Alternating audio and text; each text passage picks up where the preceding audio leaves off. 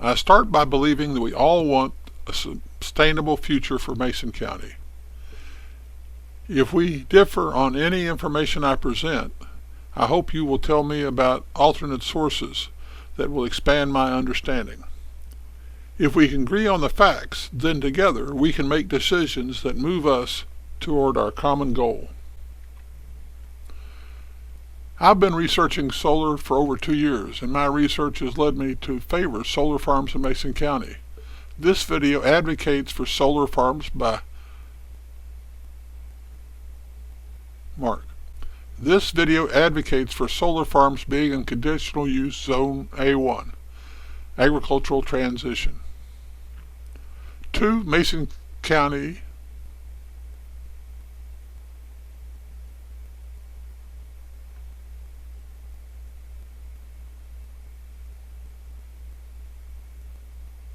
Mark. Mason County has lost 2 of its most profitable agricultural enterprises. Dairy was a mainstay of Mason County agriculture. Cattle need forage in the form of grass, hay, and corn from both Mark. Dairy was a mainstay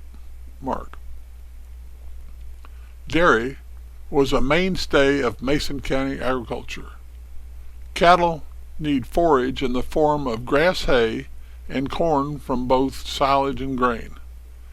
When animal waste is returned to the land, it helps maintain the soil's organic matter and fertility with less need for commercial fertilizer.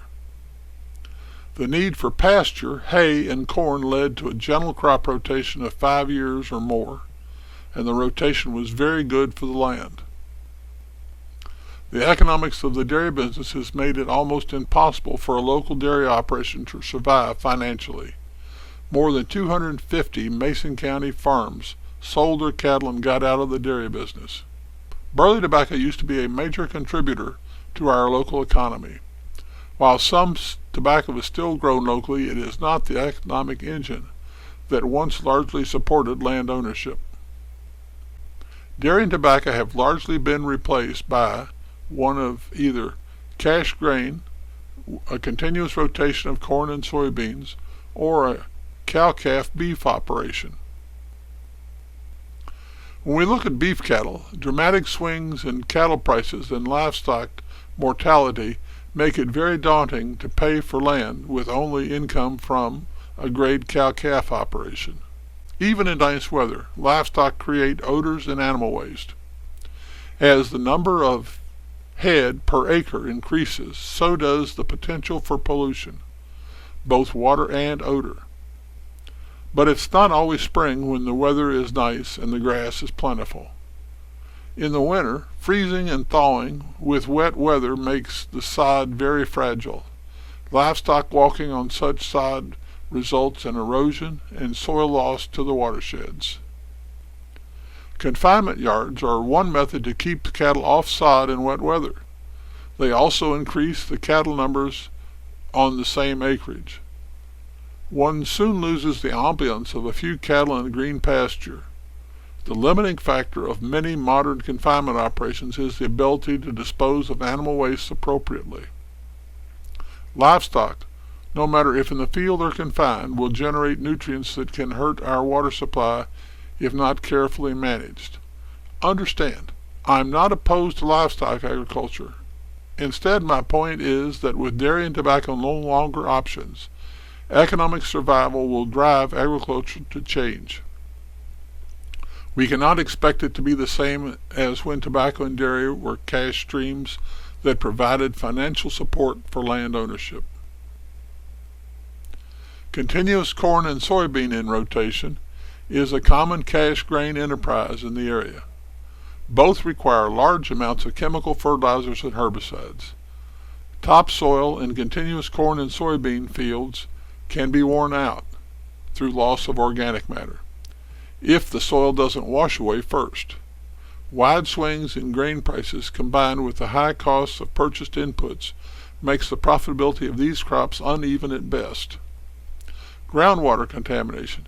Pesticides, when sprayed on crop plants, are able to flow below the surface of the ground, reaching water-bearing aquifers, thereby contaminating groundwater and making it unsuitable for both human and agricultural use. After the loss of dairy and tobacco, both grade beef and/or corn and soybean cash grains have uneven profitability. Corn and soybeans can lead to soil loss and chemical pollution. Animal waste sometimes escape from livestock operations, and cattle on wet ground can cause erosions. Mason County needs a new way to support land ownership. In 2017, 59% of each dollar that consumers spent to purchase electricity went to the generation sector. Think of your electric bill and ponder the total potential market. Remember that this market cannot be offshored. Thanks to early government subsidies, solar panel production is now reaching ever-increasing economies of scale. This has resulted in solar going from the most expensive to the least cost provider of electric power. Some critics say, well, the sun doesn't shine during the night. I've even saw one comment about how snow blocked the solar panels at a site in Germany from working. Both statements are factual. The solar is only available when solar energy falls on solar arrays.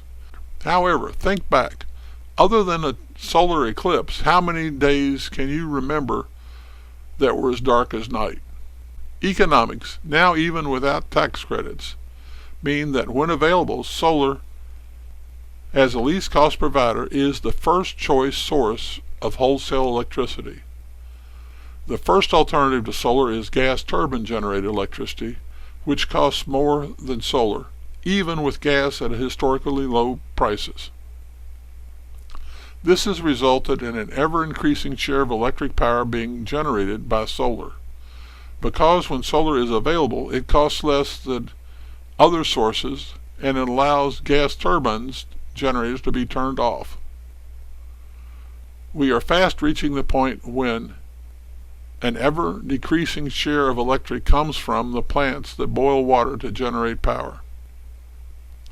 Generated electricity is sold when the power reaches the wholesale customer's transmission line. An electricity transmission labyrinth has been installed in Mason County to move power from nearby coal-fired generating plants. This labyrinth is a gateway to wholesale customers' transmissions network and reduces the investment a Mason County solar farm must make to reach their customer. For a detailed backup of this summary's statements, please refer to my web page. The page has more detailed videos along with links to my sources of material. We started this investigation looking for an enterprise that could replace dairy and tobacco's ability to support land ownership. What better way to measure a new enterprise than the goals stated in the comprehensive plan for Maysville and Mason County? Solar farms can improve our quality of life because, compared to the current land alternatives, solar reduces soil erosion, reduces the fertilizer leaching from the crop fields into our environment. It reduces the pollution from row crop herbicides. It provides a viable alternative to sod and grass being cut up by livestock on pasture in wet weather, while compared to livestock in confinement, it generates no point sources of odor or animal wastes. Solar farms will increase employment because solar farms need some labor for equipment maintenance, and even more labor will be used for mowing. Solar will require more labor than either cash grain or the cow-calf operations on the same acreage. Our area used to sell tobacco, milk, and textile products to the world. We lost those markets. Solar farms can replace those cash flows into our community. Solar farms provide a strong revenue stream to support land ownership. Solar farms can also help support our community services. It's fairly normal for a 100-acre parcel to contribute $24,000 yearly to local community taxing authorities. Remember, a producing solar farm needs few community services. A solar farm does not need natural gas, city water, sewer or landfill capacity, rail, river, or large capacity road systems. Solar farms help reach each economic development goal the comprehensive plan lays out. This graph demonstrates that the solar is now the least cost source of wholesale electric. Think about the amount of money that 59% of USA's total electric bill represents. Solar is the least cost source for electricity. We need to replace the revenue that was lost with the decline of dairy and tobacco. That makes it critical that our land use regulations allow solar to contribute to our community.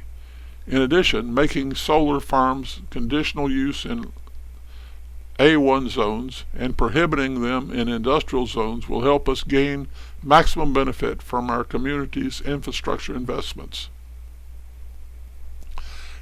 In addition to this summation video, please check out cwmclass.com/solar-farm-in.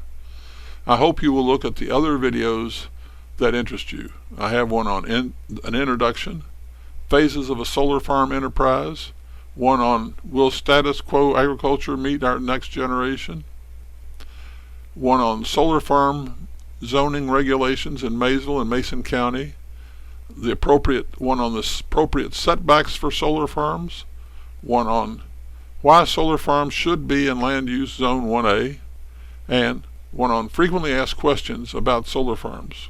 My understanding of the facts leads me to favor solar as a long-term way to support land ownership in our area and to generate revenue for the entire community. I want to thank you for your time. I look forward to your comments. You can reach me at either that physical address or that email address. Again, thank you.